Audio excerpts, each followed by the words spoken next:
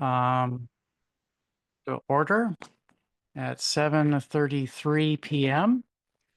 Members of the council, you have an agenda before you. Are there any changes required to the agenda, and are there any conflicts of interest that any of you have for items on this agenda? No conflicts of interest. Just want to pose the question to the body while looking at the work session agenda. Special legislative, we should Yeah, be in the special. Yes. Well, I'm looking at the special ed, but also looking at the work session. And seeing on the work session, just hold on. Would we want to just take care of the street closure request for town center parking for Trolley Trail Day this evening?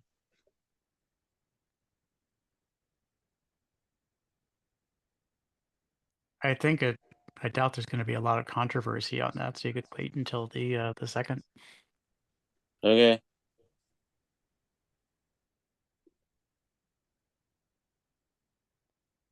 Okay, can you scroll back to the special legislative agenda, please? Thank you. So are the hearing no amendments, no conflicts of interest? May I please have a motion to approve the agenda as submitted? So moved. Second. I'm going to give the second to Councilmember Lingua. Motion was to Councilmember Foe. We have a motion on the floor. Is there any discussion of the motion? Didn't think so. Are there any public comments? Hearing none, seeing no unmuted microphones nor raised hands, I will do a roll call vote. Councilmember Smith. Aye. Councilmember Foe. Aye. Councilmember Lingua. Aye. Councilmember Inyang. Aye. Councilmember Callot. Aye. And I abstain. The motion passes 5-0. Next item on the agenda, are there any public comments this evening?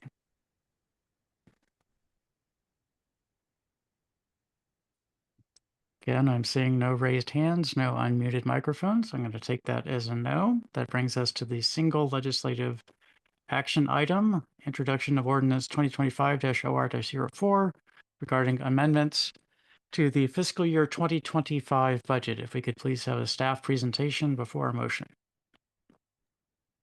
Deputy Director Jones. Yes, staff proposed amendments to the fiscal year 2025 operating capital improvement budget to reflect increases in grant revenues and associated expenditures across several departments and initiatives to accurately account for newly awarded external funding, including support for cybersecurity, public safety, environmental stewardship, and community program. New grants received for fiscal year 2025, Anacostia Heritage Trails Area Rocket Grant for $5,000. Maryland Department of Emergency Management, State and Local Cybersecurity Grant, $17,000. Maryland Department of Emergency Management, State and Local Cybersecurity Grant, $27,120. Governor's Office of Crime Prevention Community Program Fund, $12,840. Chesapeake Bay Trust, Prince George's County Stormwater Stewardship Grant, $89,000. And lastly, the Chesapeake Bay Trust, Prince George's County Stormwater Stewardship Grant for $120,000. Fiscal year 2025 budget will be amended to reflect a total revenue increase of $270,960 to document the above listed grants. Part 2 of the amendment reflects the revenue in the automated safety programs and expenditures in contractual services, as the Safe Speeds for Students program will exceed the current authorized appropriated funds budgeted for fiscal year 2025 operating budget. So the proposed budget amendment will increase the revenues for automated safety programs by $225,000, and then in contractual services expenditures by $225,000. Thank you very much for that introduction. Council members, may I please have a motion to, well, can someone please introduce ordinance 2025-OR-04 regarding amendments to the fiscal year 2025 budget? Mr. Mayor, if I may, I'd like to introduce to the council ordinance 2025-OR-04. And this is an ordinance concerning an amendment to the fiscal year 2025 budget. And and this is for the purpose of amending the town's fiscal year 2025 operating and capital improvement budget by recognizing and appropriating certain revenues and expenditures in excess of those anticipated for purposes related to automated speed enforcement, grants awarded for various purposes, and generally relating to amendment of the town's FY 2025 operating and capital improvement budget, as so explained by Deputy Director Jones. Thank you so much for that introduction, Councilmember Lingua. That will come up for a vote at the June 2nd meeting under the new council. Okay, that finishes our legislative action items and brings us to new business. Are there any items of new business?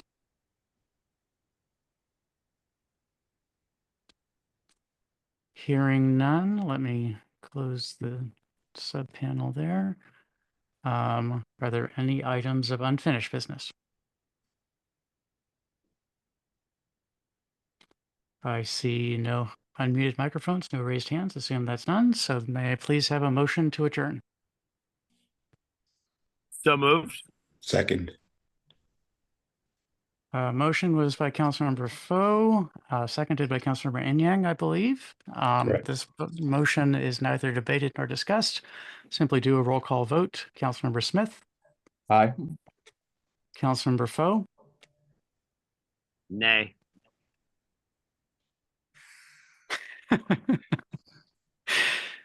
Councilmember Lingua, Aye.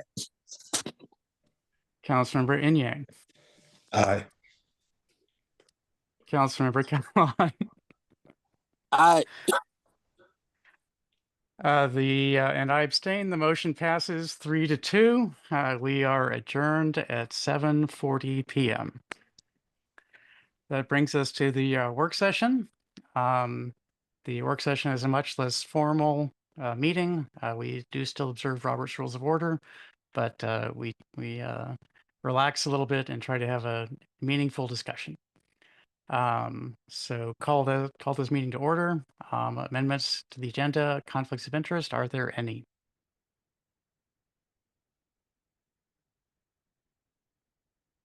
Hearing none, then let's move along to presentations. First one, Plummer Park Commemorative Overlay, the Loeb Fellows.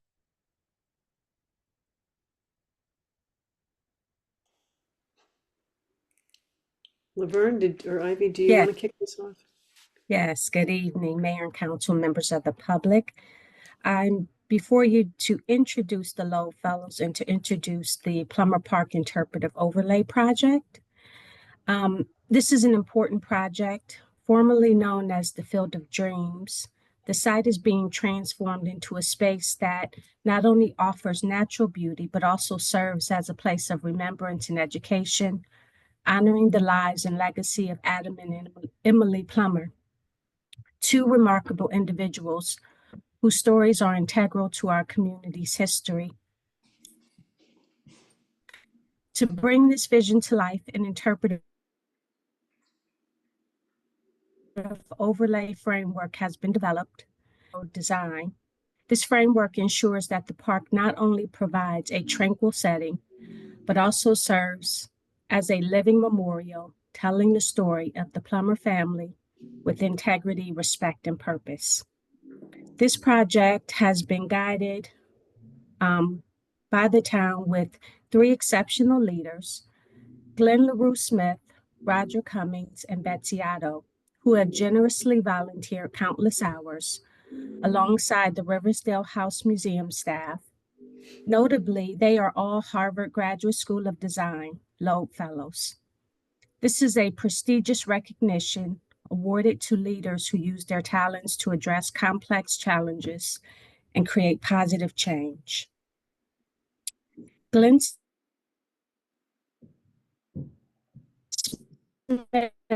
is the co-founder and designer. His career has spanned over 4 decades, and he has established himself as a leader at the intersection of landscape and architecture. At Push Studios, he leads design efforts focused on cultural landscapes, urban design, and memorials. transforming public spaces into places of meaning and reflection. Roger Cummings, a social sculptor, educator, and community strategist, has dedicated more than 30 years to building meaningful connections between art, community development, and civic engagement. He is the chief cultural producer and co-founder of Juxtapositions Arts in Minneapolis. He has pioneered community center public art strategies that amplify local voices while delivering sustainable solutions. And finally, Betsy Otto, an expert in urban water infrastructure and environmental sustainability, and also a Riverdale Park resident. She is also a fellow with the Alliance for Global Water Adaptation. Betsy has spent over 3 decades advocating for adaptive strategies that address climate change and promote equitable urban development.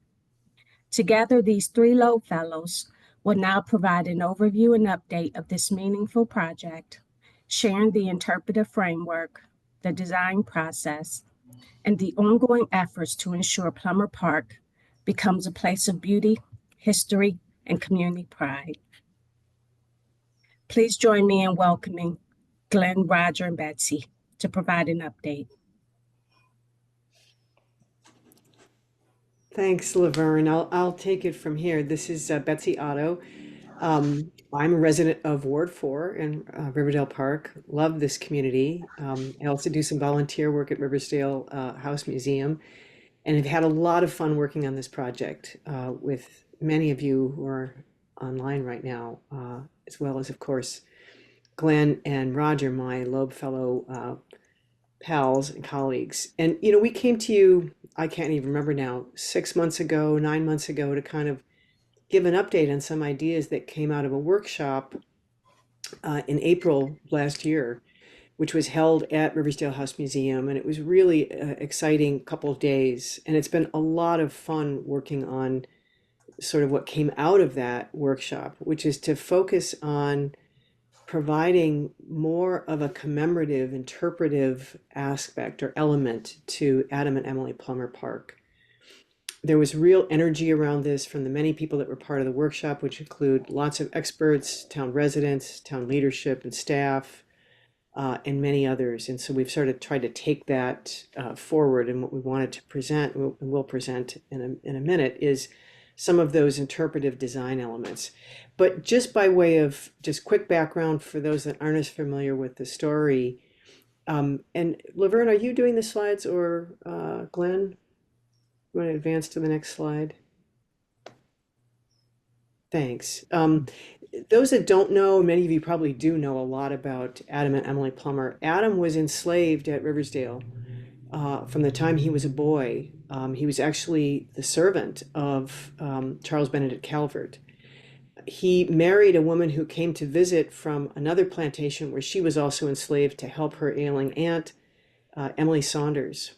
And together they had a remarkable family and a remarkable story. Emily and many of their children, most of their children, were enslaved at Three Sisters Plantation.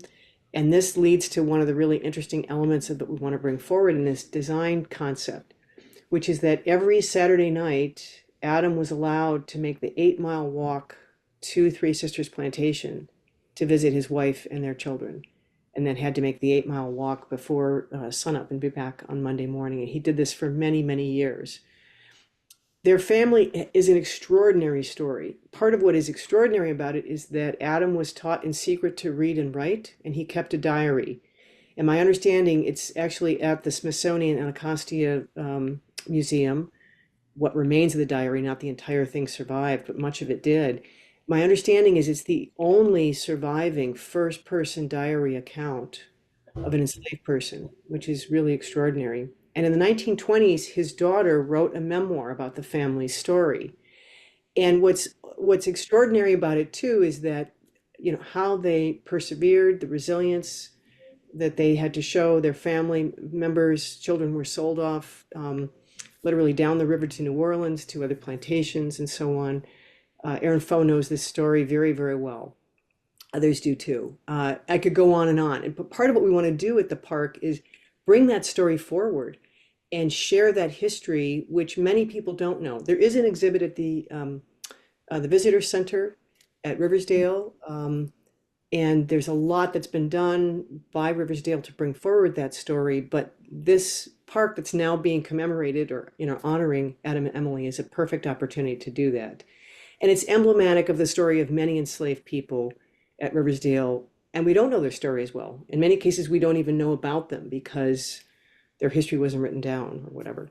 The other interesting thing about that Field of Dreams site is that it is the place where there was a former set of springs, and there were slave cabins and dwellings. So it has literal, physical meaning for that park to be commemorating the plumbers there. What I wanted to just point out too, and maybe we go to the next slide. Oh, this is just some of the folks that were part of the workshop that was held last April. It was really a fun event. Great ideas came out of it. But the other thing I wanted to point out was, if you could advance 2 slides, we're going to come back to John in a moment. This is the original park plan, the so-called Lazy Meadow plan that was developed based on a community workshop. This is going to be the park design. This will continue to be what the town puts in place, as I understand it. And I think some of that work is already preparing to move forward, especially the stormwater components. The idea here is to create some interpretive elements that overlay on and integrate with that design. So it will have the same kind of natural contemplative character, but we'll talk in a moment about how we're going to add in some of those other elements to it. The other thing I would just mention, and a centerpiece of that, which Glenn will describe, is taking that notion, that symbolism of that 8-mile walk, and creating around that center area that you can see in this drawing, that center circle, which is a grass circle. Glenn will show more design drawings about this. To have 8 markers that tell different aspects of this family story, so that you kind of you can get the symbolism of that, walking around and what the family endured, that journey in the literal sense and that journey in the broader, kind of symbolic sense through time too. What I will also mention, if we go back a slide, this is just a picture of John. I think John Plummer is with us today on this call. Yes, I am. That's great, John. Thank you for joining. Hi. John is one of the direct descendants of the Adam Plummer family. And he, along with a number of other descendants, are helping to form an advisory committee, along with Councilmember In Yang is part of it, Laverne, Ivy Lewis from town staff are all involved, to start to curate some of those stories and figure out what would be good content. What's what are the things that we want to be telling people about this history, to provide that information to the town that can be then incorporated into those interpretive design elements. So I'm really grateful to John and his cousins and other family members that are helping with that. So I just wanted to give that background and maybe now turn it over to Glenn. Unless there are any questions, or Mayor Thompson, would you rather take those at the end? I think it's fine to take questions now or at the end. So I would think that we could just ask people to hold the question unless it's burning question and they need to answer right away. But I think we should just go ahead. Okay, that sounds good. That sounds good. So Glenn, let me turn it over to you to kind of present some of the design concepts to you and Roger. Okay. Can everyone hear me? Yes. Yes. Yes. Okay, great. Laverne, if we could get the next slide. So this will be a series of images of the interpretive overlay. We do have some 3-dimensional perspective images, which will give you a much better understanding of the overlay. This image, I'm sure for everyone, is small on your screens, so the perspectives will help you understand this a little bit better. So I won't go through all of these numbers as to where they're situated on this map, but what I want to focus on is this central space. So the yellow that you see here is permeable paving. This is all new. And at the far left, at the corner of Lafayette and Tuckerman, is there will be an entry portal with a sign that has an interpretive feature about the Plummer family, and Roger will talk a little bit more about that once we get into the detail images.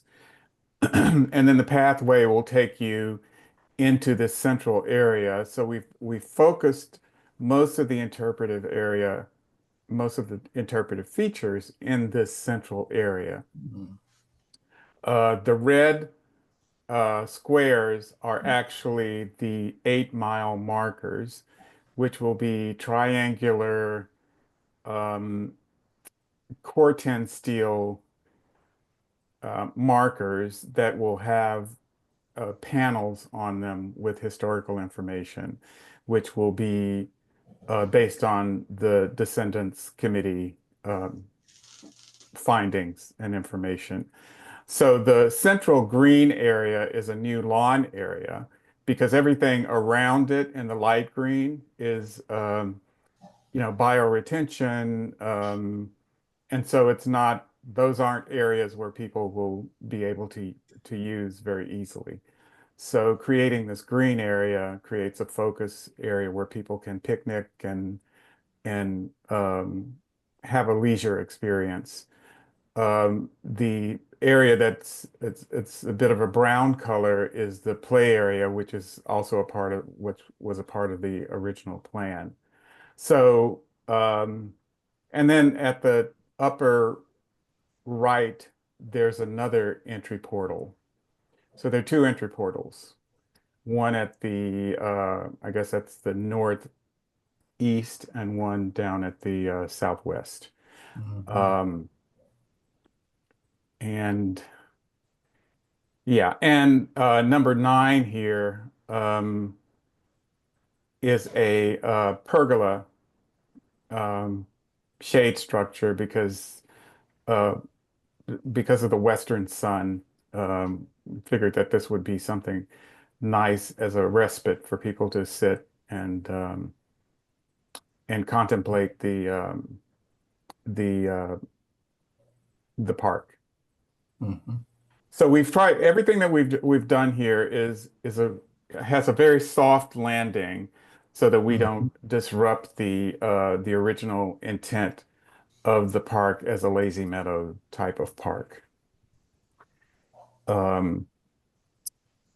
Next slide, Laverne, please. So this is an aerial perspective looking to the west across the play area. So around the central green area that's been created, you can see the 8-mile markers that march around that central green area, and to the far right, upper left is the pergola structure that was discussed. So you can see here that this is other than the green central lawn, everything else pretty much remains the same in terms of the park layout. Next image, please. I'm going to let Roger now go over some of these more sculptural elements that he worked on. Hi, everyone. So this is the first entry portal that we decided to do a few things with. One, instead of creating a standalone sign for the park, we wanted to integrate the sign into the entry portal. The entry portal has 2 seating areas, and it also has like a canopy that would work with the sun to create a shadow that had a feature of like flowers or roses that Adam Plummer was known to be able to grow. And the symbols that we use, there's symbols and signs throughout these different interpretive structures, and we wanted to integrate them into the landscape elements, as well as the benches and the pavings, to allow visitors not just to see, but to also experience, one, the history, but also the kind of community reflection and the interplay between the symbols in place. So to make it more than just, you know, memory and commemoration, but also education, dialogue, and community healing. So next slide. Roger, could I just quickly say that one of the things I forgot to mention was that everything that you're seeing is at the schematic level, so that we expect comments from everyone, and that this is not set in stone, and that at the next phase, design development, we expect changes to what we're showing you. Absolutely. Yeah, no, we're open for super feedback and for this to pivot in many different ways.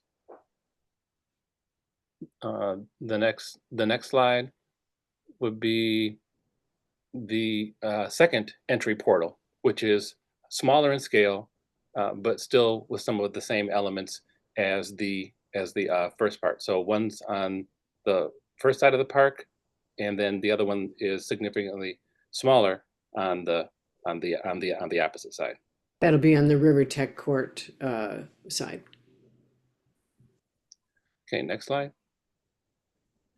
Here we have a cantilevered pergola to be able to provide some shading, but also with a artistic element that works with the sun to be able to project kind of a shadow design. It'll give you a place to sit somewhere in the middle. And then next slide. These are some of the interpretive structures. They are three-sided to represent past, present, future. It'll be a combination of wayfinding and historical information. And you'll be able to you know, it'll be able to tell a story and to lead you from one end of the park to the other. We will have two distinct interpretive structures, one to focus on the contributions and history of Emily, and the other one of Adam Plummer.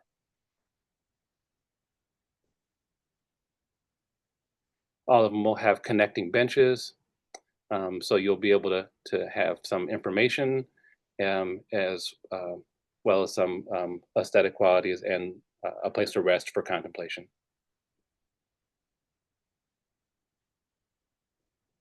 Another vantage point.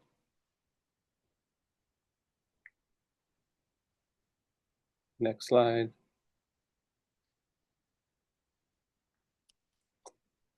Permeable pavers. Anybody want to jump on the permeable pavers?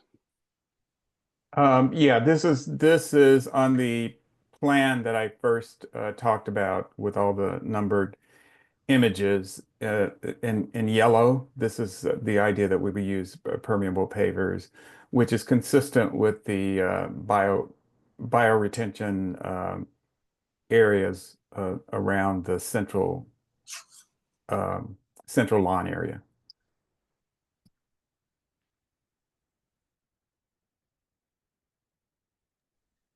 And this is just a very quick rendition of the play structure. We would have very informal, not really, you know, the sort of slides and swings. It's more of a adventure play.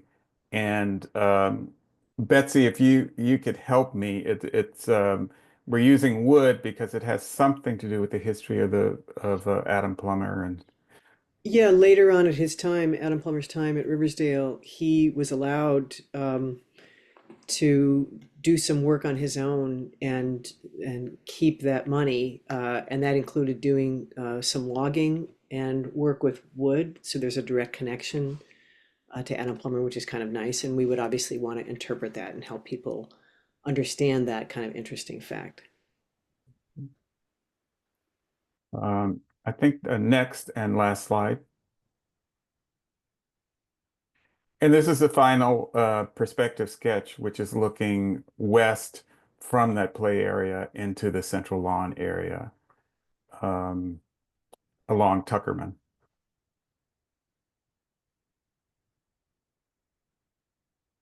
And now we're ready for any questions that you might have. Thank you so much. I'll start with members of the council. Council members, any questions about Mr. this Mayor? presentation? Councilmember Foe, go ahead. I just want to be eminently grateful to the work of the Loeb Fellows, Betsy, Glenn, Roger.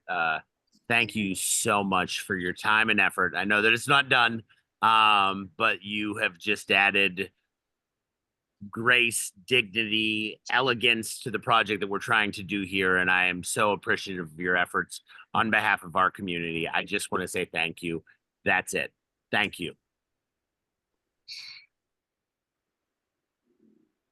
Thank you, Councilmember. Councilmember Inyang, you have a question or comment? I see your hand is up. Yes. I think I want to echo the sentiments from my colleague. You know, it's an example of what does the art of the possible look like? I think if left to our own devices, we would have done the best that we could, but to be able to get your expertise to come in and give a perspective that sort of far exceeds what we could have thought on our own is humbling, and definitely grateful for the time that you've put into it. And the one question I do have is just sometimes, at least for me, looking at the sketches, it can be a little lost in terms of the scale. But could you sort of give a perspective in terms of like that big green circle, like where the grass area is, like how big that is, relative, and then the smaller sort of play area, how big those sort of circles are? Laverne, could you go back to the rendered plan with the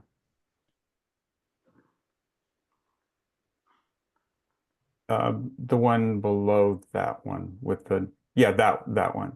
Yeah, so the new green space that we're introducing is 80 feet wide. And the play space is actually 40 feet. And so the walkway around the central grass area is 10 feet.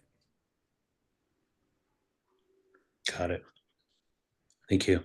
That's huge. And the light sort of beige pathways are the pathways that were a part of the original design.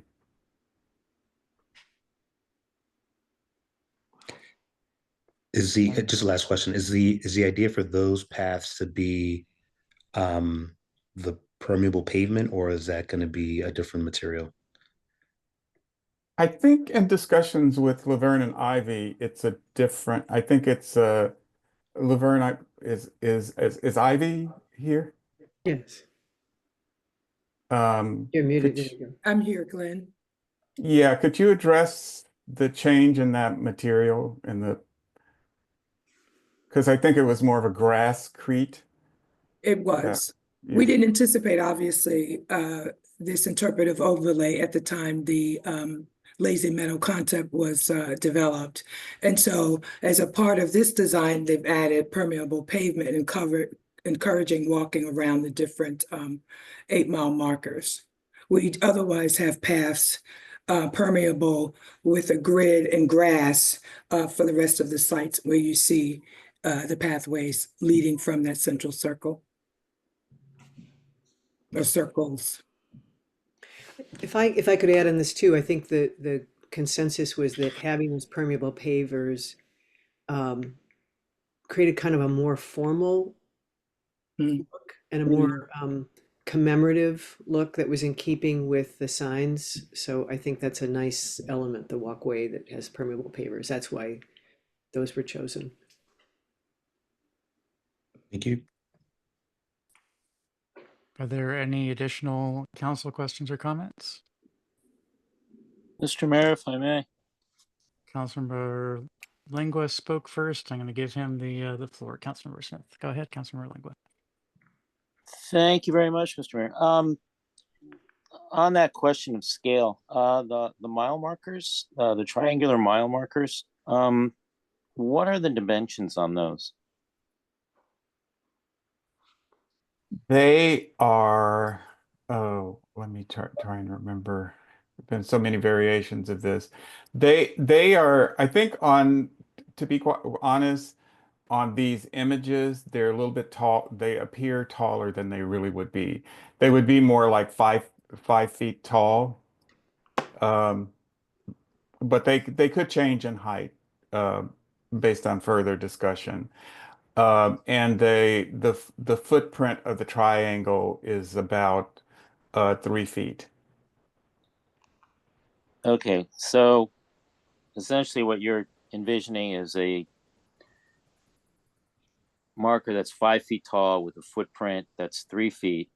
And then in relation to the bench that you're considering that being there, what would be the dimensions on that? Well, the bench would be about it would be seat height, which would be 18 inches, which is standard, and probably it could be. I think here it looks more like 6 feet, but it could be 4 feet. So there's some wiggle room in terms of what the dimension of that bench might be in the final analysis. And I might also add that these mile markers are designed so as you can see this image on the right with Emily Saunders, that each one of the mile markers is designed to have a panel which would have historical information written on it that Right. would be affixed to the marker, Mhm. so that that would include any information that the Descendants Committee would come up with. Mm-hmm. So these markers could be manufactured, and the interpretive panels could be put on afterwards. Okay. And you're envisioning these to be built out of what material? Corten steel.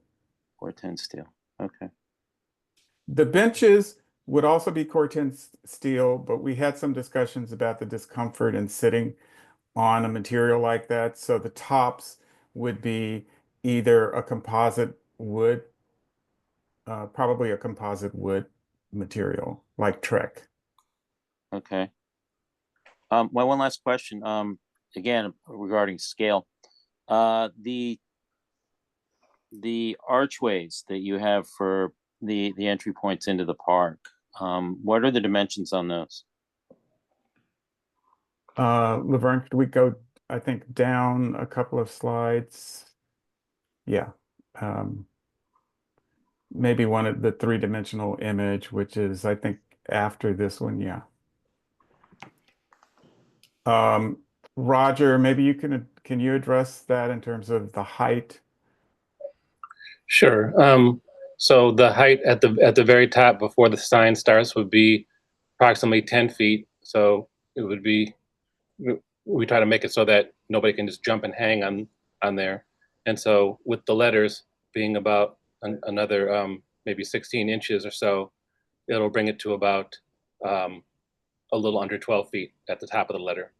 And then wide, it'll probably be around somewhere between 96 inches from bench to bench. 96 inches from bench to bench. Yeah, like if you laid down. Okay, so essentially 8 feet. Yes. Okay. And that's the dimension you're telling me about this one that you have in the other entrance? Yeah, the other entrance is a little bit smaller. So as far as the other one, it'll be closer to 6 feet, like on the ground from bench to bench. Okay. And like 9 feet in height. Okay. But it'll be, yeah, substantially smaller. Okay. Thank you. You're welcome. Councilmember Smith. You had your hand up earlier. I assume you still have a question. Yes, sir. Thank you, Mr. Mayor. And thanks to to the Loeb Fellows for working on this and coming to explain it to us, and for the time we spent together last year and all of that good stuff. Just want to echo comments from my colleagues on our appreciation. On the playground images, if we could go back to those, is that possible?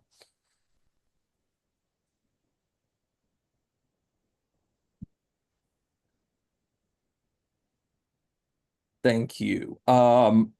Is it is the envision that this would largely be like natural wood, like logs, as it appears here, or is that more like the way logs on playgrounds are made out of some composite or synthetic material to look like logs?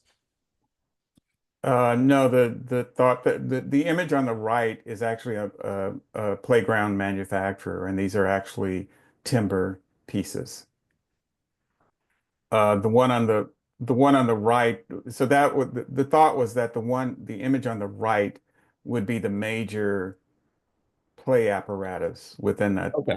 40 foot space, and that the image on the left would be more, found log items that would of course be cheaper and be more naturalistic. Sure. That makes me feel good. I think from the less detailed or in like the wider shots, it looked kind of like it was just logs in there, or to me anyway. I could be looking at it wrong. It just didn't scream immediately, this is a playground, and I wondered if folks would identify it as such, but that is a wonderful clarification. Thank you. And then my other question, I think, or for the Loeb Fellows or other folks, Public Works or whatnot. I obviously was not on the council when from the beginning of this conversation, but I'm wondering where we landed on bathrooms. I think when we have a sort of less structured park as the original plan, it's okay to not have something like that. But with this great plan that we have here, it looks like something that people are going to want to spend a lot more time on. And we know that in the absence of facilities, folks will create their own, which is, I think, the last thing we want to happen here. But we thought through that thus far. I can address that. Actually, I don't know the answer to that. I joined this charrette process in the middle, and from that point onward, it was never discussed that I can recollect. But that's a good point. We can look into. I'm not sure where we place it, but that is a point we need to give some thought to. Thank you, Ms. Lewis. And if folks who have, we got a lot of smart people who have designed features like this before here. If folks want to tell me that that isn't that much of a concern and people will figure it out without causing, I should mention that my internet is stable. I don't know if everybody caught all of that. Okay. Yes, we did. Thanks. Yeah. So if folks tell me that, that's not as much of a concern here, I'm willing to accept that. But that was just my thought, that we wouldn't want people creating bathrooms where there are none in a space like this. Oh, yeah, right. I think also I should mention about these images, it shows more of a bark mulch kind of surface under these pieces. And I think that's something in the next phase that has to be examined, because in my experience with play even smaller play areas at this level, you'd want to use safety surfacing. Which would, is more of the typical plastic resin type of material, so that if kids fall, if they're running across this area and they fall, they don't hurt themselves.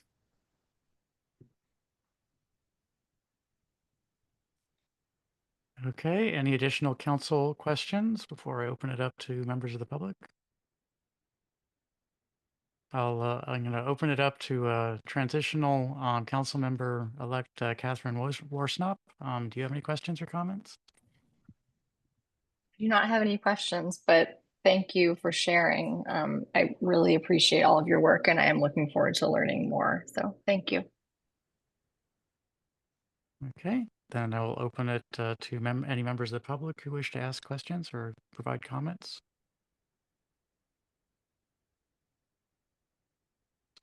Not seeing any microphones or hands, so I have just a few questions and comments. First of all, if we could go back to slide page 7, I believe, is the plan view of the park. And I'll note that markers 4 and 5 are respectively Emily and Adam. And I was just curious if there was any symbolism in the choice of the location of those, if there's anything that to pull in from that, or whether it was just you're trying to figure out where they might fit best. Yeah, the assumption was that at the entrance at Lafayette and Tuckerman would be essentially the main entrance where people would come along the pathway and enter this major interpretive circle space. And the marker number 3 would be a general marker that gives information about the nature of the park and just some general information about the Plummer family. And then moving around counterclockwise would be Plummer. Number 5 would be Plummer. And then there would be other information, the markers with other information until you get around again to 4, which would be the wife's marker. And so each one of the markers would have a number on it so that anyone moving into the space would would have some information about how they navigate this to understand the information in a sequential order. Okay, that's I was trying to figure out whether there was an anticipated order or if there was just something special about the location, but I did notice that they were flanking the entryway path as you note. The second question is a little bit of a practical question. We've talked the entire time we've been talking about this park, which is quite a while now, and about lighting and security features. It's not anticipated that it will be used at night, but it would be ideal if there's a little bit of light, to sort of a little bit of light, not a lot of light, but a little bit of light to maintain security. And so the question is whether these markers will have any lighting features or whether you are really just thinking of them as information signs for use during the day. Well, one of the things that we had discussed are, and it's something I've used on other memorial projects, is a solar light that's embedded in ground. And so it has an ambient quality. So I don't think it's something that would disturb the neighbors in terms of its light quality. So having one of those at each one of the markers So provides a little bit of light, but not screaming sunlight level light that you see in some parks. Exactly. And maybe at each one of the entrances there would be a couple of them. That sounds delightful. Honestly, that sounds really good. I'm glad to hear you were thinking about that. Well, I will add my voice to the chorus of my thanks for putting this in, and I will say that based on my own experience, that saying that this is a preliminary design, while you have the 3D renderings that you do, and you've thought about landscaping and the materials for the playground and so on, I think it is pretty advanced for preliminary design, and I appreciate. I know myself from having generated a lot of renderings that's not something that you do in an hour or two. That's a day's worth of work setting up the contours, setting up the trees, setting up everything and getting it to work. So I appreciate very much the work that the Loeb Fellows have put in as a collective on thinking about this, and I think that the design looks very good to me. So thank you very much.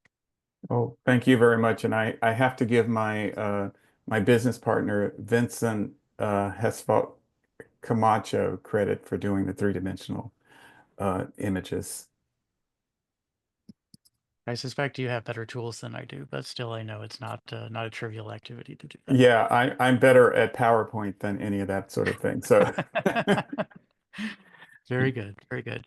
Okay, are there any additional questions before we give the Loeb Fellows the rest of their evening back and move on the agenda? Thank you all so much. Thanks. It was a great okay. discussion. Thank you very much. Good night. Thank you very much. Appreciate Thanks you. for joining, John. Yeah, you're welcome. My pleasure. Wonderful. Bye-bye. Thank you. Thanks a lot.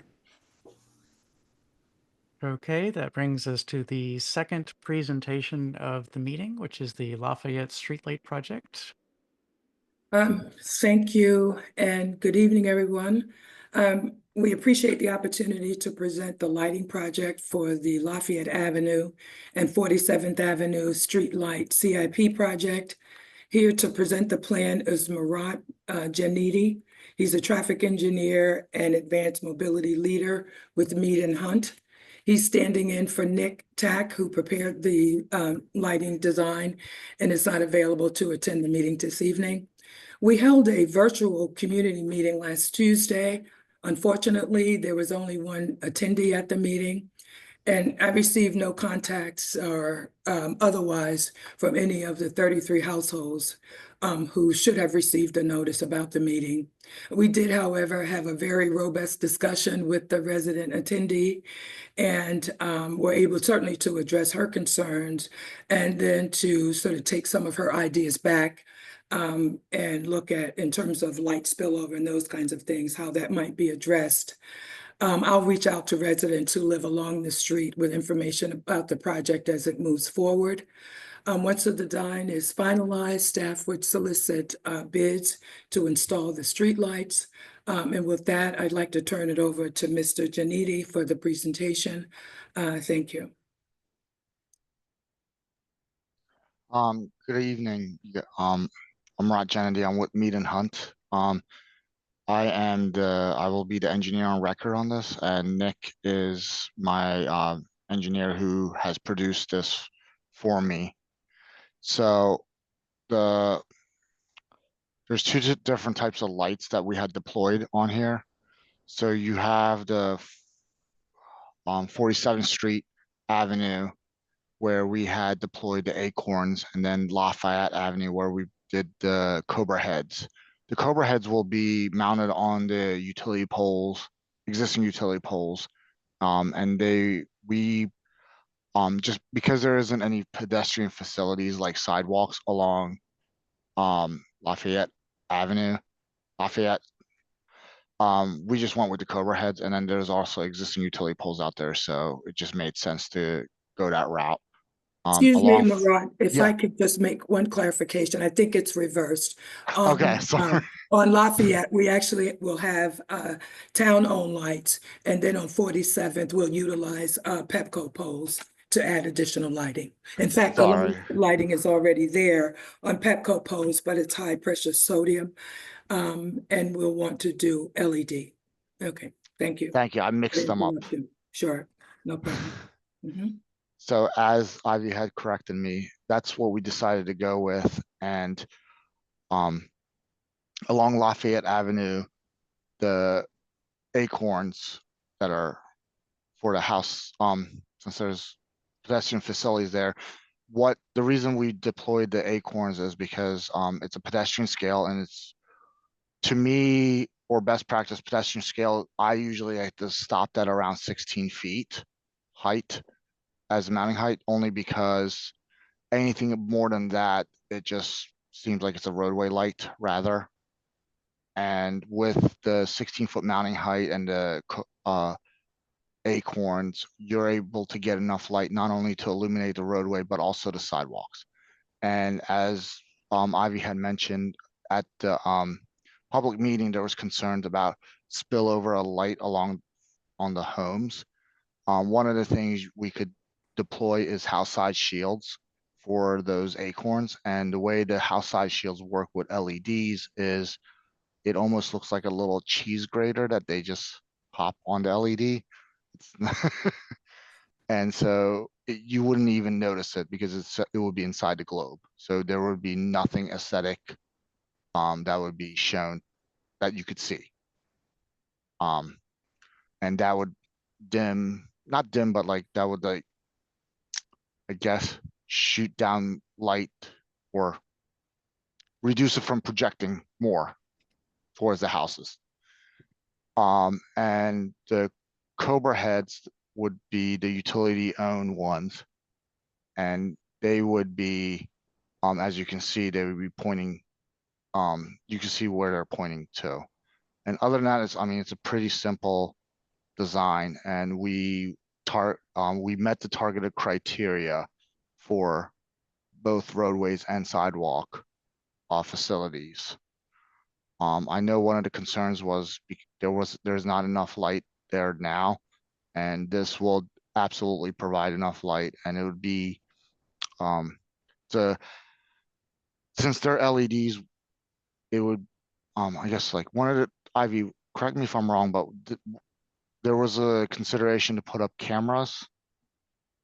Oh, again, there was robust discussion, and an issue of concern to the resident was just the gathering at an adjacent parking lot on 47th.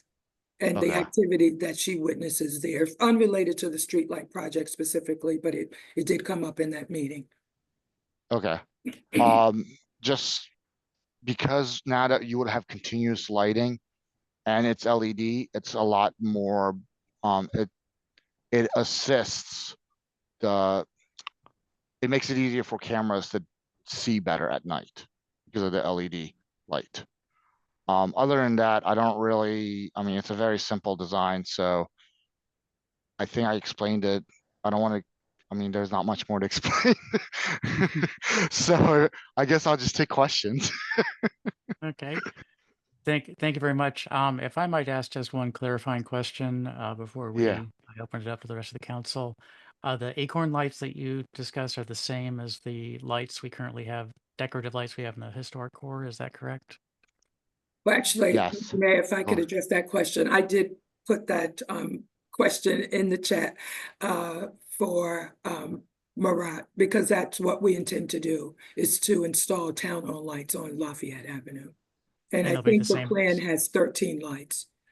and it's the same design as the ones It's that are. exactly the same. We've given them the specifications for our standard Okay, very good. That pedestrian was style lighting, yes. Mhm. fantastic. Okay, well, The I will only, open. the only Go ahead. caveat is, Ivy, you mentioned there were 18 feet. I would reduce the height on that, just because it not only would it be, since this would be lower, the light wouldn't project so far back out to the homes. And we did discuss that, but not with that solution. There are other things we might be able to Yeah. do, but when we regroup, we can discuss that further. Okay. Okay, thank you. Members of the council, any questions or comments on this presentation?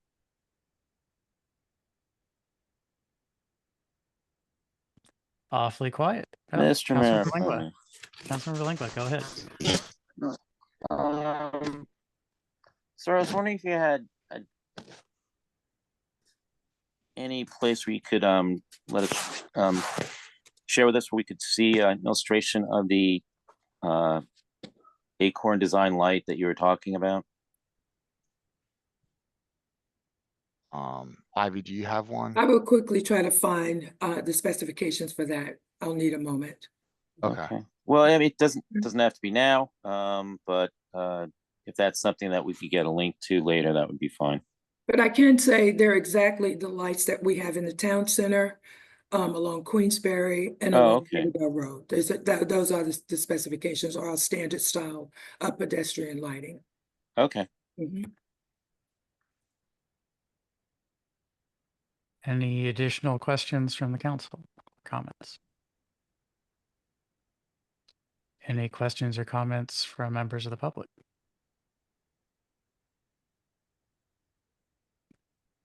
Okay, I have just a few.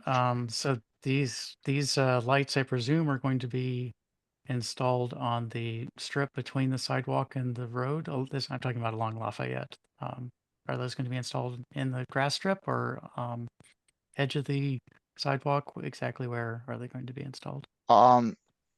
They're gonna alternate a little bit, just because of depending on where the sidewalk is. If the sidewalk is adjacent to the curb, it will be behind the sidewalk. So it will just alternate depending on, well, not alternate, but it'll go where Where? it can fit. Okay. Now, And That be makes if I may- sense. safe. if I may, there is a second image that has an aerial over Lafayette and 47th. Can we pull that up? And maybe zoom in a little bit and you can see the placement of. Yeah, it's the second map with the aerial on Lafayette and in the main lighting plan.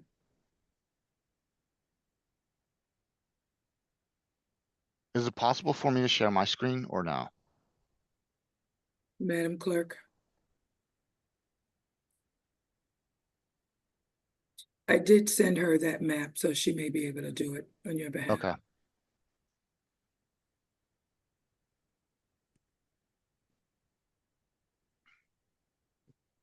I have changed the settings if you have it ready, and you're able to share it now. You should be able to share it, sir. Okay.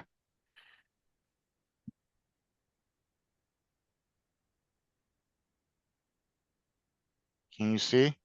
It's loading, Okay. yeah. So can you zero in on one of them so you could see where the placement is along a couple of those locations? See, this is where I was, can you see my screen now? Yes, Yes. definitely. Okay, can. so this is where we were discussing, it would alternate depending on where the room is. Yeah, I And remembered the little bump out for where there used to be a tree.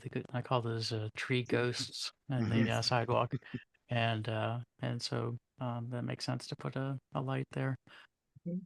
I guess the one other question I had that I just wanted to know where they're going to go and that this all makes sense. So my one remaining question is how you're interleaving the lights between the existing trees, street trees, and whether the height is going to interfere with any of the trees. that's where we would have to, that's where I will talk with Ivy at a regroup, just because I don't really like putting the lights higher than 16 feet, only because of the tree canopies will, I mean, block the light. So if the tree canopy is gonna block the light, there's no use of putting the light there. Okay. So Okay. that would be Well, something it we will coordinate through. sounds like that will come up at a future meeting, and so that's fantastic. So any additional council or public questions or comments before we move on the agenda? Okay, looks, thank you very much for the presentation, Director Lewis and Mr. Geniti. I hope that's a good way to pronounce your name. And Genity. Geniti, thank you. Genity, And okay.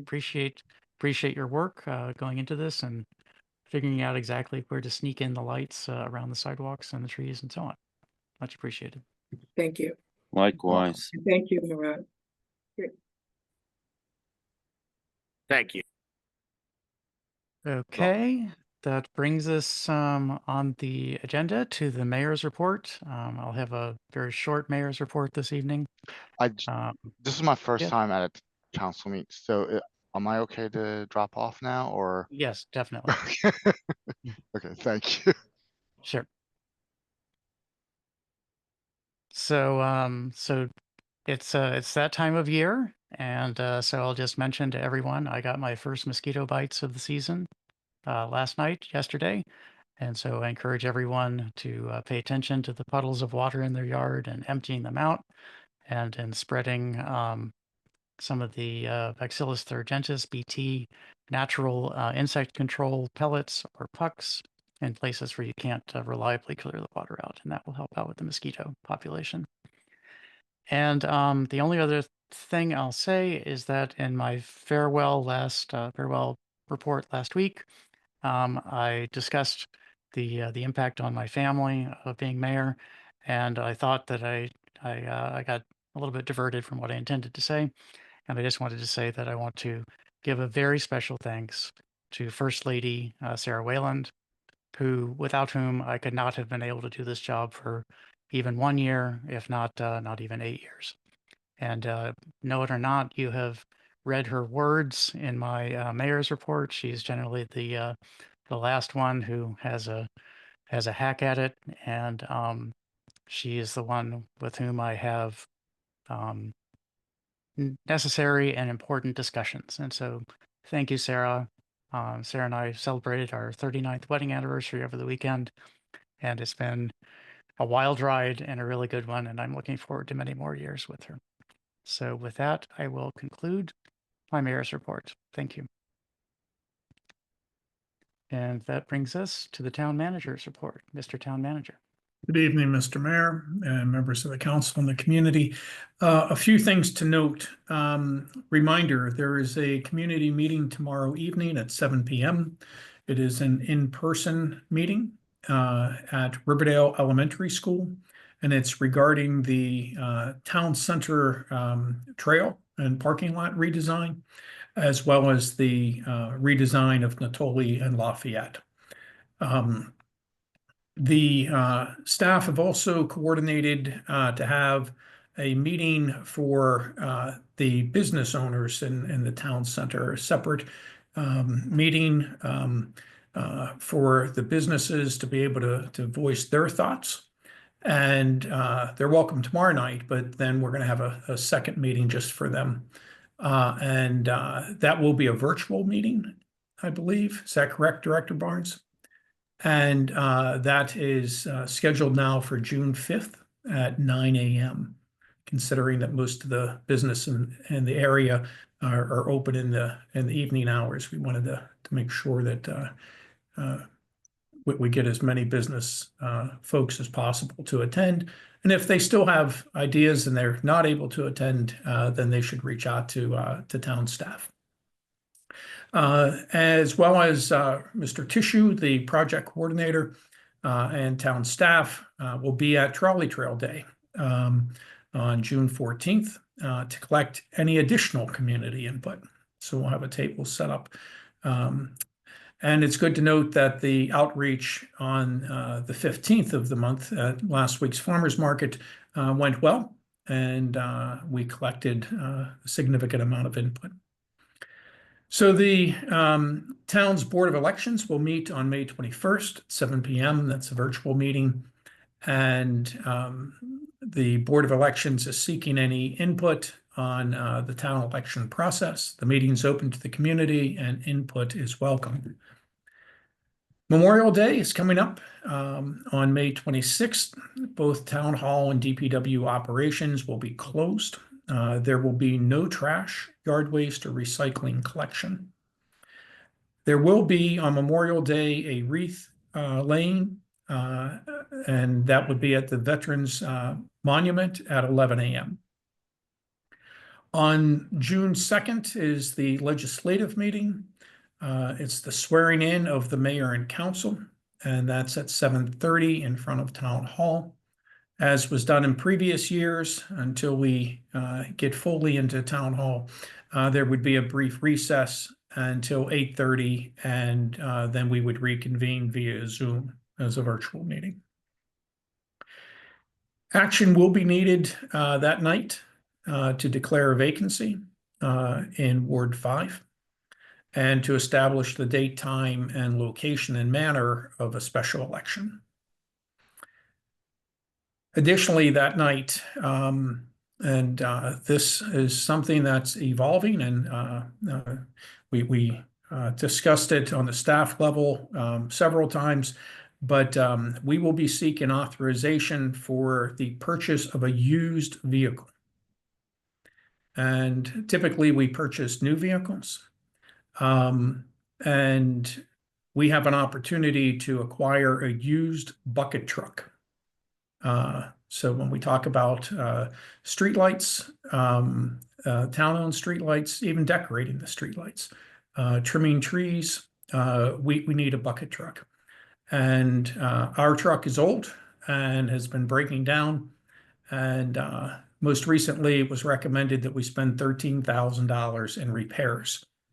And it seems it would be more cost effective to put that $13,000 towards the acquisition of a used truck. And so staff identified one. We'll send out some more detailed information on that, so you have plenty of time to consider it. But we will be seeking that authorization on June 2nd. The Ethics Commission will meet on June 12th at 7:30 p.m., and that's a virtual meeting. And then the June work session, and an anticipated special legislative meeting will be held on June 16th. So it's good to know June 2nd, June 16th. Then there's MML, and then I believe just one meeting in July, and then it's summer recess. So lots to do between now and then. And that's all I have, Mr. Mayor. Thank you, Mr. Town Manager. Moving on to Council, Committee, and Ward reports. Councilmember Smith, Ward 1. Thank you, Mr. Mayor. First, on the town manager's comments, just in response to that, on the bucket truck. That sounds fantastic, Mr. Town Manager. A pre-owned vehicle is often more sustainable than a brand new sustainably fueled vehicle. So I'll be happy to support that when that comes before the council.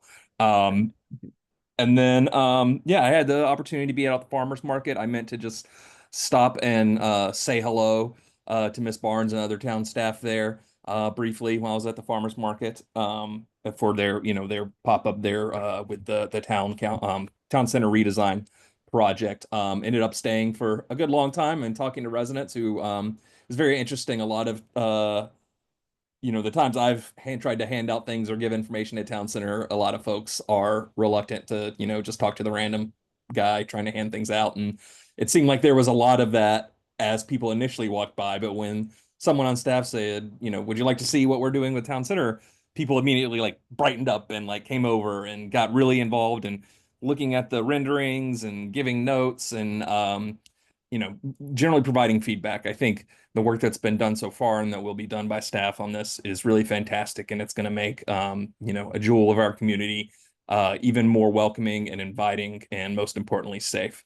So looking forward to that, and good to see staff as always out and engaging the town. And that is all I have for this evening, Mr. Mayor. Thank you. Thank you, Councilmember Smith. Councilmember Foe, Ward 2. Good evening, everyone. I'll be short because I am out here by candlelight at this point and enjoying the weather. I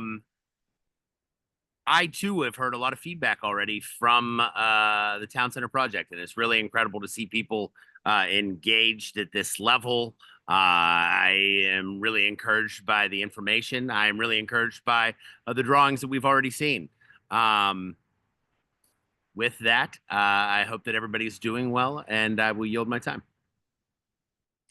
Thank you, Councilmember Foe. Councilmember Lingua, Ward 3. No report this evening.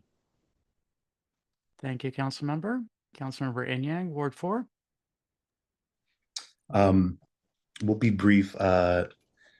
Hopefully folks are doing okay with the storm that came through earlier this weekend. I know that my neighborhood at Riverdale Park Station lost power right in the middle of the Knicks game, and it didn't come back on until 2 or something in the morning. And I think as a result, a lot of some of my outlets no longer work anymore. But I think most people for the most part are okay, but just I didn't know how widespread it was. So hopefully it wasn't too big of an issue and everyone's sort of power has been restored. The other concerns talking to residents that I've heard was around the water main sort of breaks or repairs. I know on Baltimore Avenue, there's mostly perpetually sort of leaking water. And I know there's work that's being done there that's been identified. And then also on Rhode Island Avenue in Van Buren, they've been sort of repairing a water main. I thought it was done and they kind of dug it up. There's I think some of the filling rocks that they put in there. And so the area is pretty definitely not safe for bikers to sort of go. And so I've seen bikers kind of like veer into the street and not can get off the path since there's sort of really large rocks kind of all over the place. I'm currently not at home right now, and so maybe they've fixed it today. But I think that's something, at least for staff, to take a look at and check. I know WSSC, they kind of just, I don't know, they move to their own drumbeat. So hopefully there's a plan in terms of when the replacement will happen, and sort of fixing that area. Because I think right now, like as an example, the if you had any type of mobility issues or wheelchair, you couldn't safely sort of traverse that because of some of the changes that they've done there.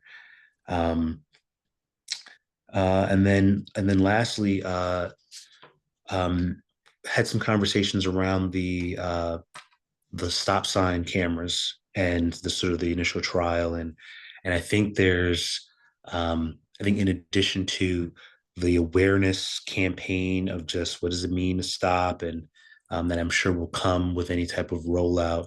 I don't think people realize just how many stop signs and how many cars come through our neighborhoods.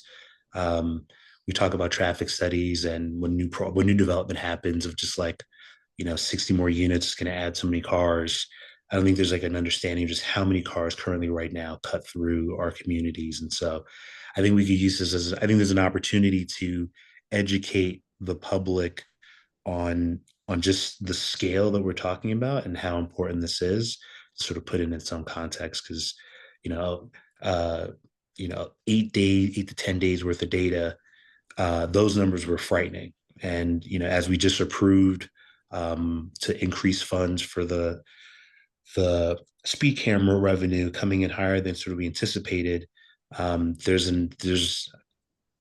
feel like we probably would be doing that multiple times in upcoming years, if with the stop sign cameras being at the current rates right now. So I would really hope that it acts as a deterrent, especially in some of the more problematic intersections. But once again, just a stark reminder, and talking to residents, I think as people sort of get an understanding of sort of what was shared in the meeting, coming to terms with just how big of an issue this is. And so glad to see that we're at least taking steps to try to mitigate that. And with that, I'll yield the rest of my time. Thank you, Councilmember Yang. That brings us to Councilmember Callot, Ward 6. Thank you, Mr. Mayor. I will say I'm happy to see that when I read one of the reports made by the town manager and his team, that they're about to come and fix the speed hump here and the other articles, I was happy. Then number two, the last meeting I report to the town manager that our drainage here, the pothole is open, the cover, where the cover that the thing that cover the drainage is broken. So they put a chrome there, and for the vehicle to just make a turn to come inside the complex, the place is so narrow. So I don't know if the town manager can send some of his staff to come and see this thing so that they can fix it. That will help us. So apart from that, I have nothing to report again. Thank you, sir. Thank you, Councilmember Kellon. Councilmember-elect Warsnop, I hope I'm also pronouncing your name correctly. If you'd like to just say a few words, then I'll recognize you before we go to public comments. But you don't have to present. I don't have anything to share at the moment, but I appreciate the opportunity. Thank you so much. Wonderful. Thank you. That brings us to public comments. Are there any public comments this evening?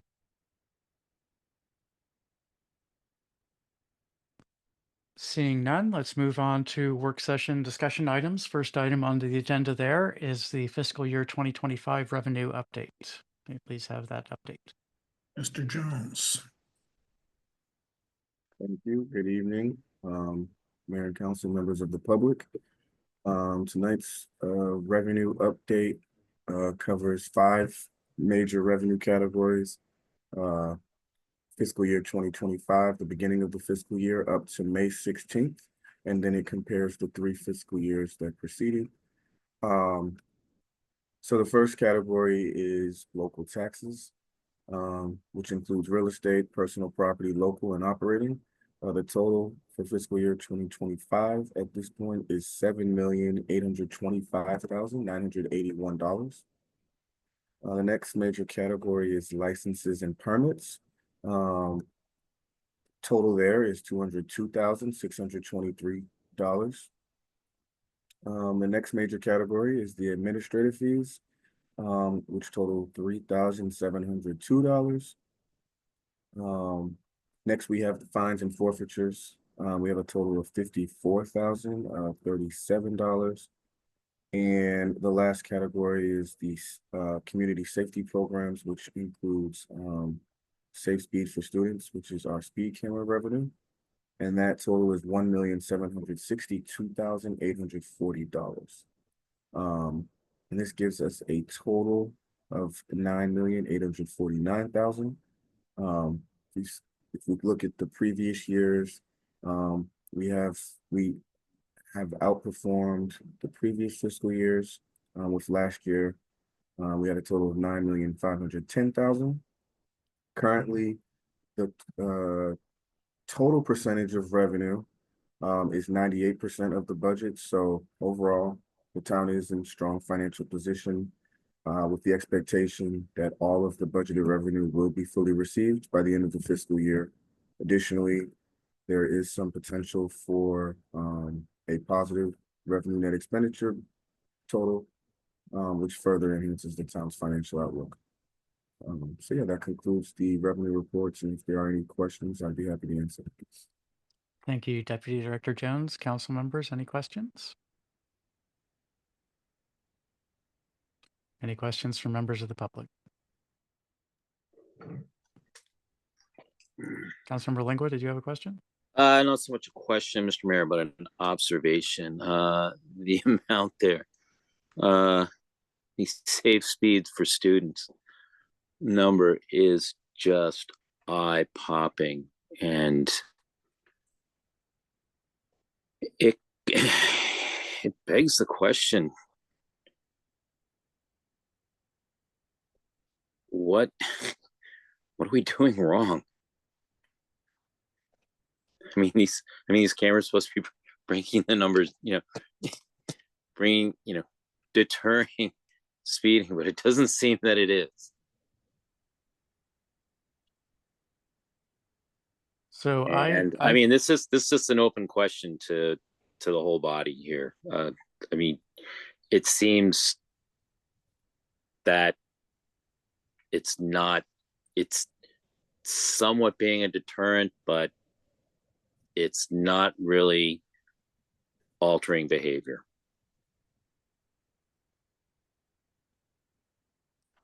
So go ahead, Mr. Town Manager. I would concur with the council members' observation that it's a substantial sum which reflects the poor driving decisions of folks that drive through our community. I don't know if it's not a deterrent, because I don't know what it would be if there were no cameras in terms of the number of people who choose to drive in excess of the speed limit. I will say, and I know the chief has talked to drivers, and Director Barnes has, as have I. And for those who choose to exceed the speed limit,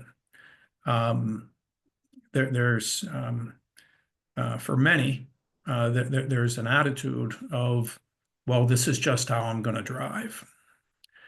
I can tell you that when I drive 20 miles an hour or less on River Tech Court, more than once, I've had drivers pass me on the double yellow line. That type of aggressive behavior hopefully fines can have an impact on the occasional person. But there's a lot of folks out here that just keep speeding. And I do think that changing the environment as we have on a number of our projects, we're adding speed humps, we're adding stop signs, we're approaching this from multiple angles. But this ties directly, in my view, to what we learned just last week about those who are choosing to not even slow down at stop signs. 300 drivers a day didn't even slow down. They slowed down, but they didn't even begin to stop. They just drove through stop signs. And that type of aggressive driving, I don't know the solution, sir. But I would think that since the speed camera locations are on Google Maps, so everyone's told if they're using navigation, speed camera ahead, and they're still driving like this. I don't know what the solution is, but I would think that if we remove the cameras, the number of violations would increase. It's just my observation, sir. Thank you, Mr. Mayor, if I may. Certainly, go ahead. I didn't mean in any way to say to remove them. I'm just saying that, and I think they are being a deterrent to an extent. I'm just trying to think what else, what other steps could we be looking at, or do we need to consider? Is this something where we need to talk with officials at the state level? And looking at seeing how, in terms of what we'd be able to do, or what the state would be able to do in terms of, I don't know so much about fines, or other penalties. Remember, there was a time where you were speeding, it was points on a license. Remember, there was at one time where if one were to run a yellow light and was cited for that, that would be points on a license. I don't know. I think there are conversations to be had somewhere at some level, or with some entities, to try and figure some other approach to try and reduce these speeds. Even if it involves informing some elements of game theory to help try and reduce speeds. But this is just amazingly high. I remember when we started this program, we weren't even close to entering 7 digits in terms of what we were seeing in revenues.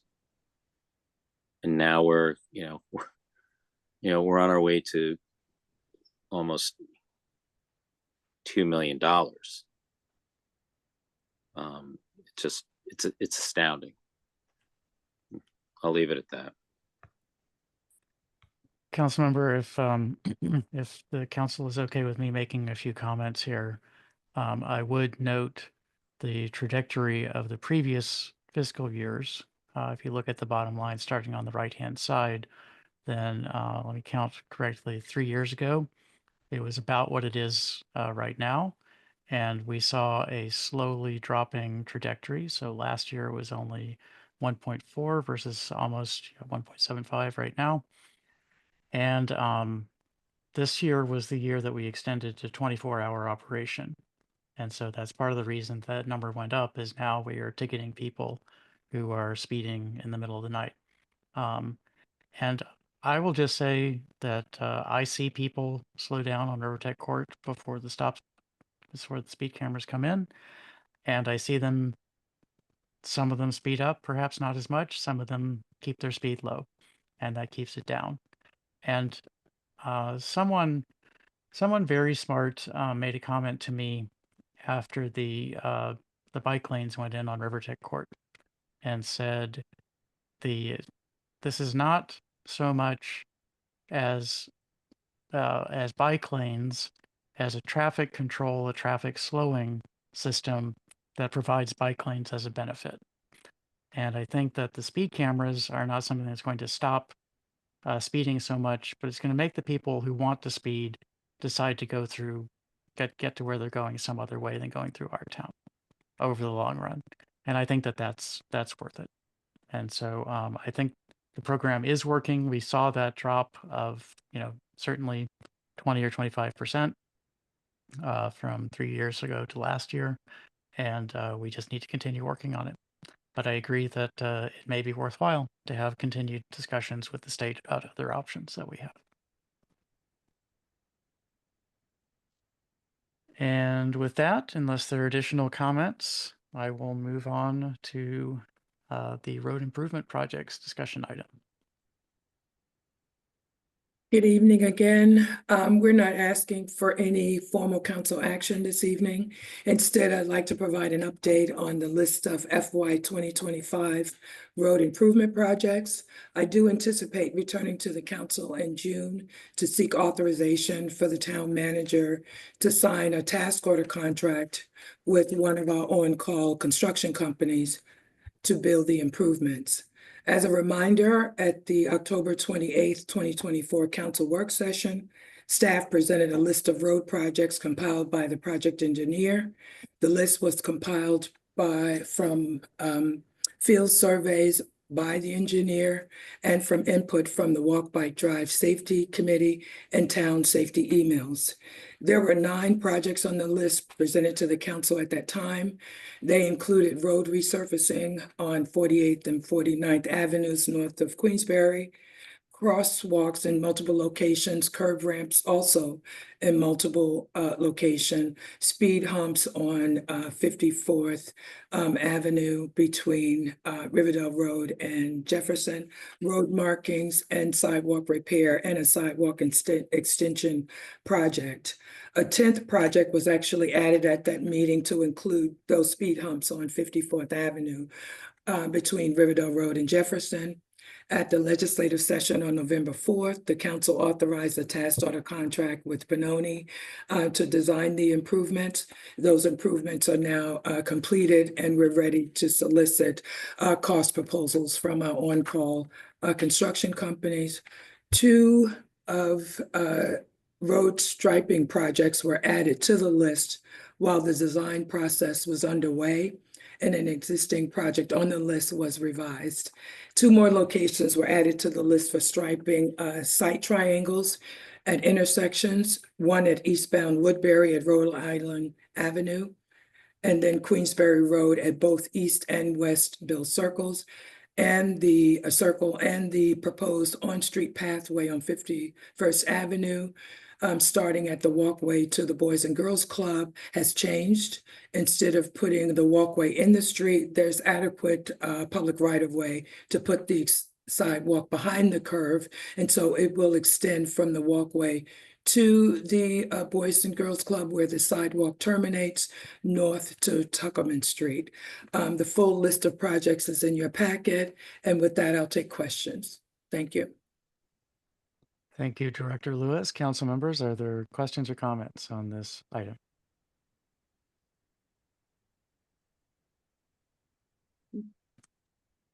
Any questions or comments from members of the public?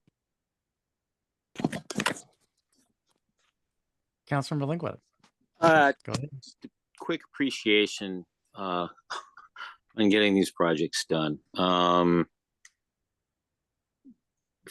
Fundamental stuff that just are the small things that just make things more enjoyable in and around town and helps move forward what all of us would like to see evolve with the Walk, Bike, Drive initiative. Thank you. Thank you. Any additional council comments or public comments on this item?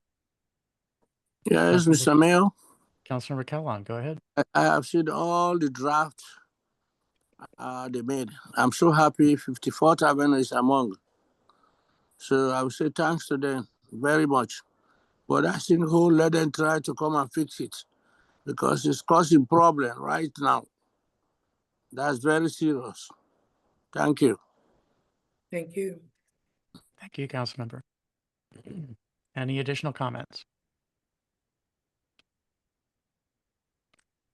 So Director Lewis, I have, I guess just one concern. I assume that you've looked at this already, but just mention that my memory is that the sidewalks along 51st, that there's a significant slope into the park there.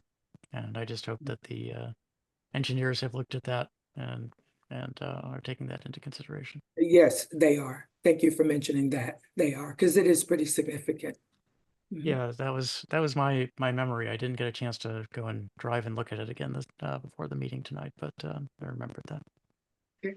And I'm very glad to see all of these, and the crosswalks and curb ramps seem like they're small things, but I know that they really do help make this a safer place for pedestrians and for pedestrians and those with mobility issues as who may not be fully capable pedestrians, and including the curb ramps also help parents and people who are pulling carts with groceries and so on. So it's all very good to have these coming into place.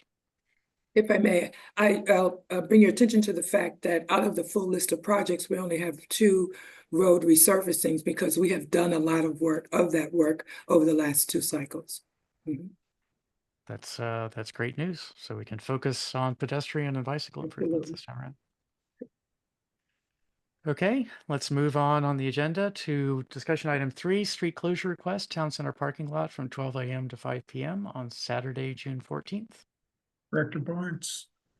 Good evening, Mayor Thompson and members of the council. No action is requested this evening. Staff are requesting that the mayor and council approve the closure of the town center parking lot from 12 a.m. to 5 p.m. on January 14th for Trolley Trail Day at the June 2nd legislative meeting. Trolley Trail Day is scheduled for Saturday, June the 14th. The town center, the town Riverdale Park Town Center hub is scheduled from 11 to 3, but there are activities all along the Trolley Trail Day or Trolley Trail most of the day. So we get visitors a lot of times before our hub is ready. There's a lot of great activities planned. I've already ordered the sunshine, so I'm really hoping that we'll have another beautiful day. We are expecting to have lots of fun like we usually do, and our hub is packed with activities and lots of not vendors, but people who are there to share information with the community. So our green team does a fantastic job providing different types of activities and sharing information. County Councilman Olson's office always has a table. So we have quite a few groups this year that will have tables in the hub. It'll be a great day overall. Thank you, Director Barnes. Councilmember Smith, you have a question or comment? Go ahead. Yes, thanks, Mr. Mayor. I just want to once again thank staff. This has always been a great event that staff curates for our town's portion. I know in past years that I've heard remarks from other communities as they pass through our hub that our hub is the best. So I'm sure Ms. Barnes has made the appropriate plans to retain the belt there. So looking forward to seeing everybody out there in another great event in our town and in Ward 1. Thanks. Thank you. Any additional council questions or comments? Yes, Mr. Mayor. This Councilmember is Kellogg. it is once a year, so it's something that I like to witness all the time. So thank you, Ms. Van. I will be there by the grace of Almighty Allah. Thank you. Thank you. Thank you, Councilmember. Any additional council or public comments? So I have one question, which I presume you know the answer to. What color are the shirts this year? Ooh. They don't tell us in advance. So I have not seen You have the no shirts idea yet. either? No, Okay. I know they're a hot commodity. I'm very excited to get our supply of shirts, but I don't know yet what the color is. I may need to set up a flagpole on the back of my bike and hang all the shirts I have off of there and have a nice rainbow there. Okay. No additional questions or comments. Let's move on to discussion item 4, fiscal year 2025 budget, undesignated social concerns, line item 8828. Director Barnes, you're up. Yep, good evening again. No action is requested tonight. Staff just seek to provide information regarding the amount that remains in the undesignated social concerns line item. If you'll recall, in October, the council authorized a donation of $3,000 to Global Health and Education Projects, Inc. from the undesignated social concerns line item, leaving a total of $18,500 in that specific line item. If the mayor and council desire to make a donation from the remainder of the budget amount, a motion will be needed at the anticipated special legislative meeting on June 16th or prior to that on June the 2nd. Thank you, Director. Council members, any discussion, any thoughts?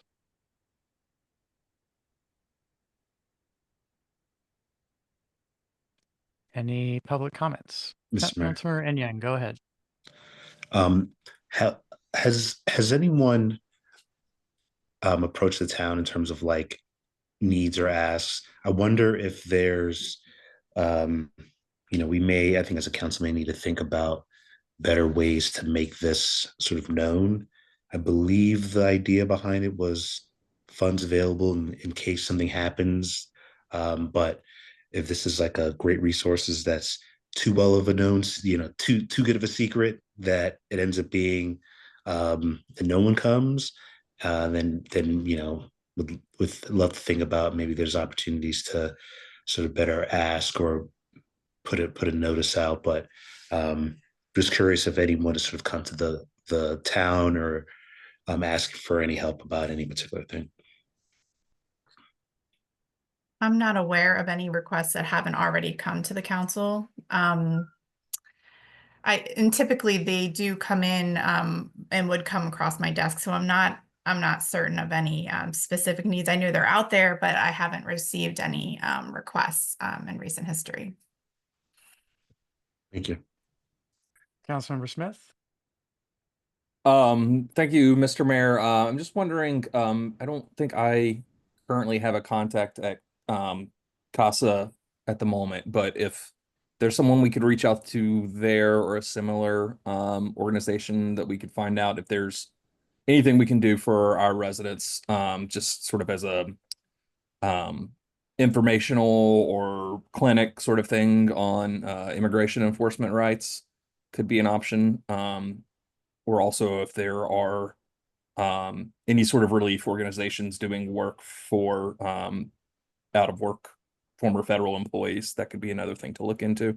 And I'm happy to do some research on that myself too. I just know staff might have thoughts or contacts with such organizations already. So just a couple suggestions. Councilmember Lingua, go ahead. To that point, folks up in Greenbelt, specifically Jenny Poppy and Emmett Jordan, did a program about knowing rights should one be visited by Immigration, Customs, and Enforcement. That might be something to invite them down to have an event down in this area, possibly coordinating with one or several of the local houses of worship, and helping defray any costs through this fund.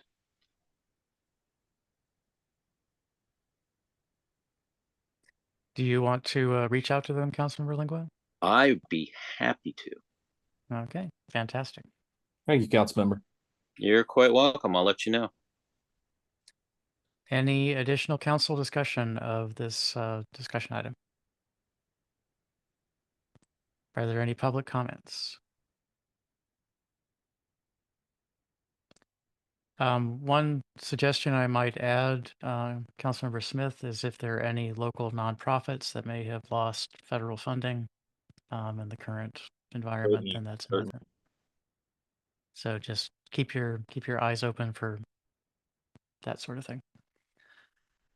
Okay, no more discussion on that item. Let's move on to discussion item 5, which is the minutes.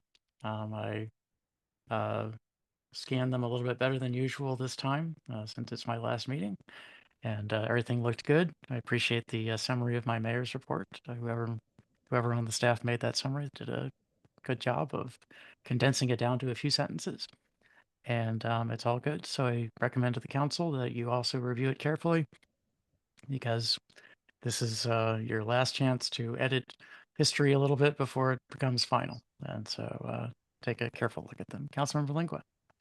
Yes, Mr. Mayor, and I'll admit I haven't looked at these yet, but knowing that you have, and that you felt that there was a succinct summation of your comments, I was just curious, did they happen anywhere to use the word verklempt?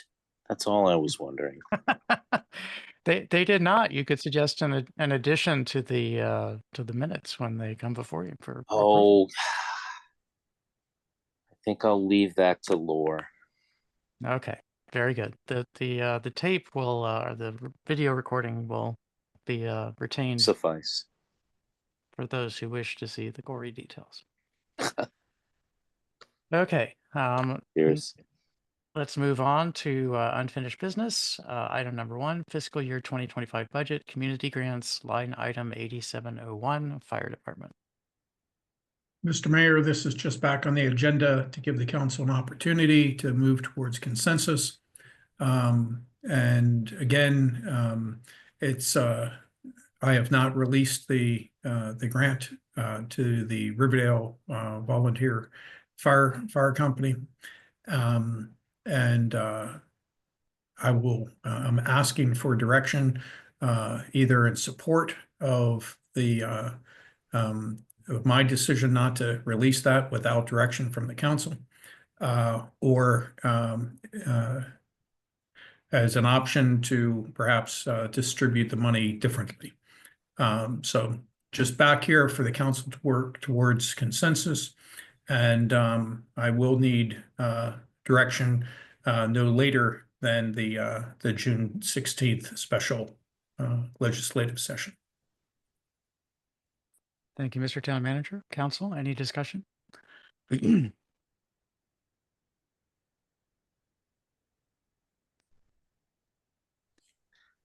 Councilmember Yang, go ahead.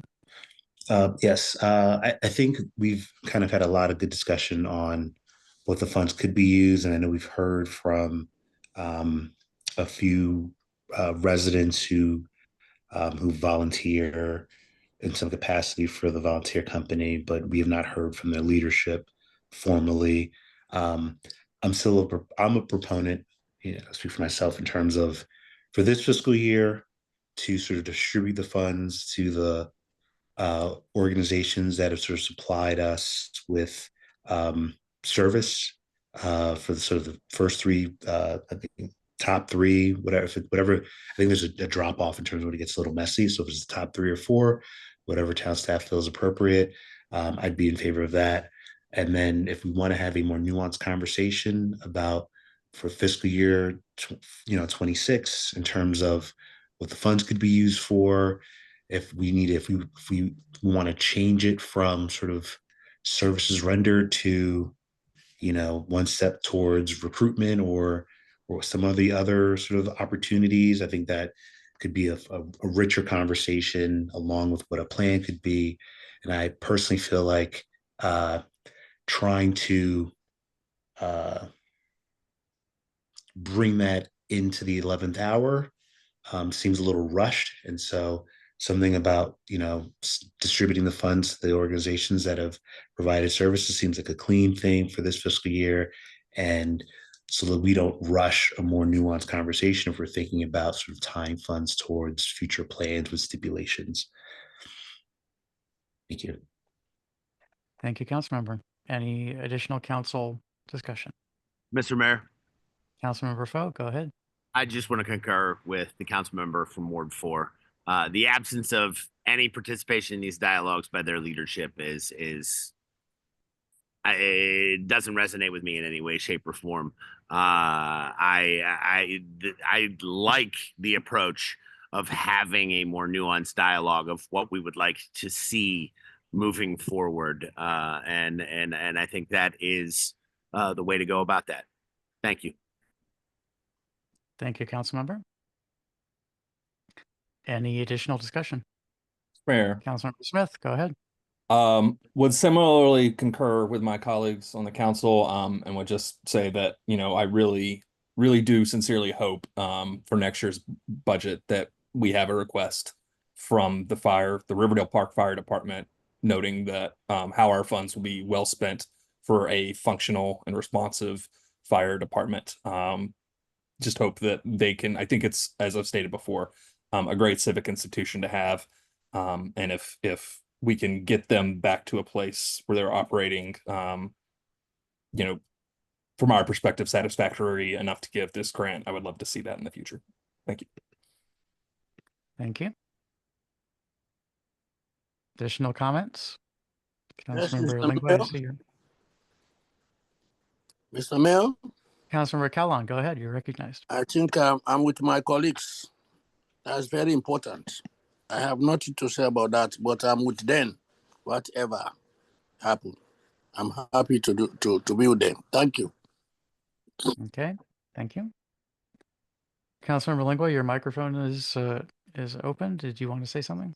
That it is, and that I do. I think we should just try to find a way to keep the money in town.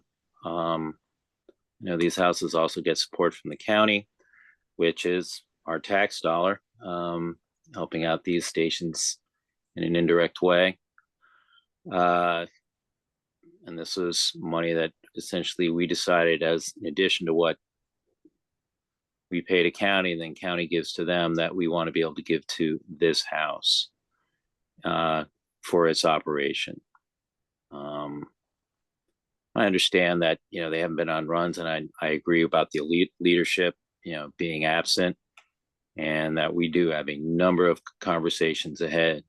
But I would just as soon roll this money, zero it out, and then make an amendment to the next budget and roll it into the next year's line item, aware that we've got an additional 23 there.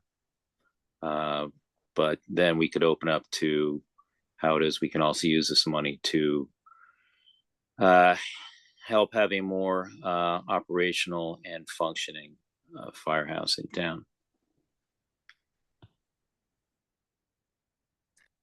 Thank you, Councilmember. Any additional council discussion of this item? Any public comments?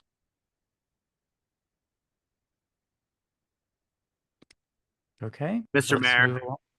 Councilmember Foe, go ahead. I know this doesn't help with consensus, Mr. Town Manager, and I apologize for that. I'm not opposed to what Councilmember Lingua is suggesting either. And I would like to continue dialoguing offline with council to see what their thoughts are. Just for the record. I suspect, and I think it's firmly true, that the town manager is simply going to wait for a vote from the council with advice on what to do. And so there will be, at that time, a consensus. That's one of the great things about Robert's rules, is that someone has to make a motion and second it, and there's a discussion, and then there's a decision. Truth in that. Okay. I will uncharacteristically weigh in on this and say that I think it would be a good idea to expend some fraction of this money to the Riverdale Volunteers Fire Department. It won't be my decision, of course, not even in a tie-breaking vote, but I think that encouraging them to continue operations with at least a small token grant would be a good idea, perhaps targeting recruitment. And the other possibility, as discussed by Councilmember Lingua, of pushing it into the next year is also a fine idea. So that brings us to new business. Are there any items of new business?